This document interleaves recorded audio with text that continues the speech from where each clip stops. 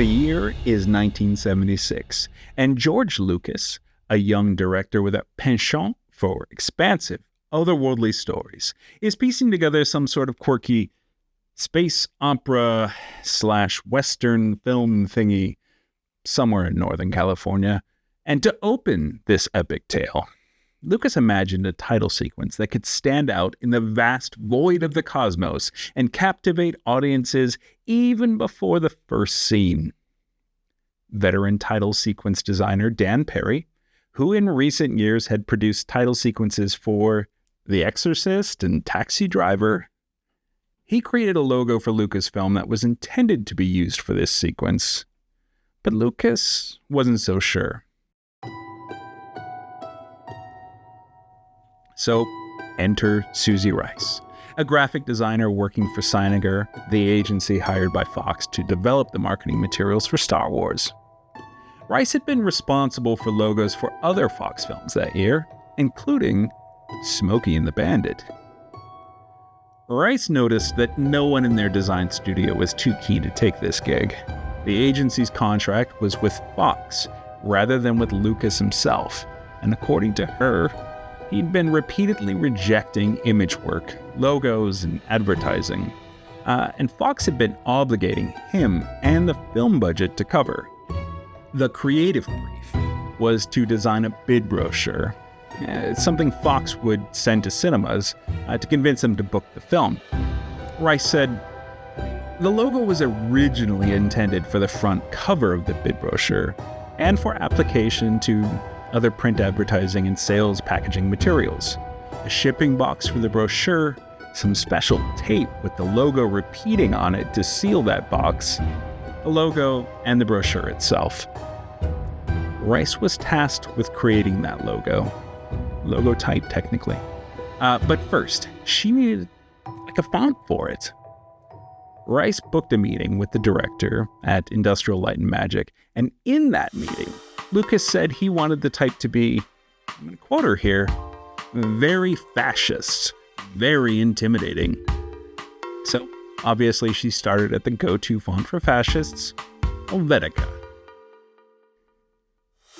Oh. Well, so this now somewhat controversial fascist directive came from Lucas himself. But he wasn't making any sort of statement here. He wanted something bold and powerful, yet simple enough to be instantly recognizable by his audience.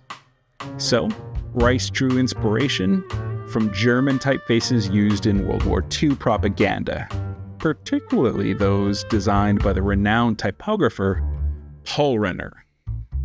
Hold on. Paul Renner? Creator of Futura. My favorite. After extensive sketching and fine-tuning, Rice presented the first draft of the logo type. After some feedback from Lucas and some tweaking, Rice decides to join the S and the T of Star and the R and S of Wars. Lucas signed off on the brochure in between takes while involved in second unit shooting. And with that, the Star Wars font was born. This typeface, with its bold lines and distinct angles, captures the essence of the Star Wars universe. Futuristic yet timeless, familiar yet exotic. Over the course of 1977, this logo type would evolve from the alt logo used for packaging to the visual identity of the global Star Wars brand. The Star Wars font didn't remain static. It evolved alongside the franchise. The original trilogy saw the font used primarily in marketing materials and title sequences, but as the universe expanded, so did the use of its signature typeface. In the early days of the franchise, fans would see variations of the font on posters, merchandise, and even in the famous opening crawl. That iconic crawl, with its upward scroll into the vastness of space, is itself a typographic marvel.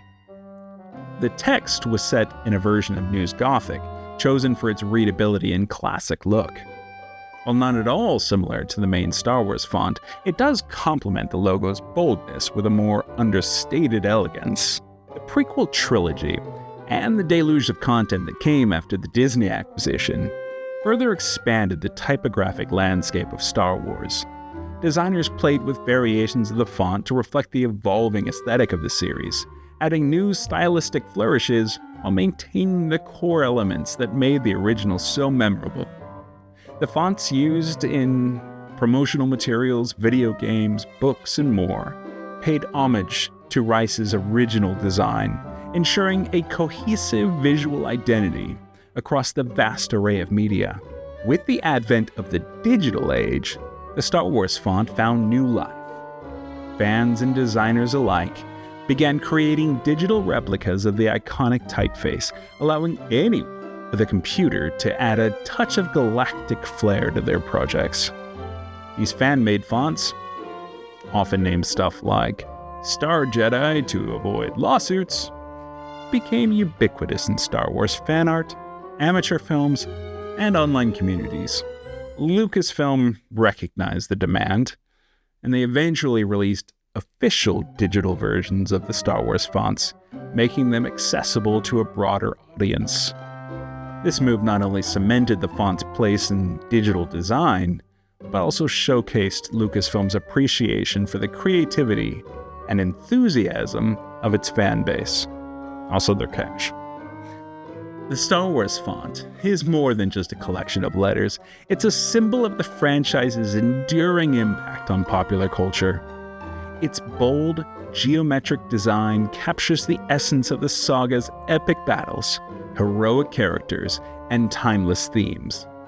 From Susie Rice's initial sketches to George Lucas's refinements, the font is a testament to the power of collaboration and the importance of visual identity in storytelling. Today, the Star Wars font is instantly recognizable to millions around the world. It graces everything, from movie posters to theme park signage, video game covers to fan-made artwork. It has transcended its original purpose, becoming a symbol for the boundless creativity and imagination that the franchise inspires. And as we look to the future of the franchise, one thing is certain. The Star Wars font will continue to be a guiding light, a typographic beacon lighting the way for generations of fans to come. So the next time you see those bold letters against the backdrop of a galaxy far, far away, take a moment to appreciate the journey of creativity and collaboration that brought them to life. And may the font be with you, always. That was bad even for a dad joke. Sorry, folks. Subscribe anyway.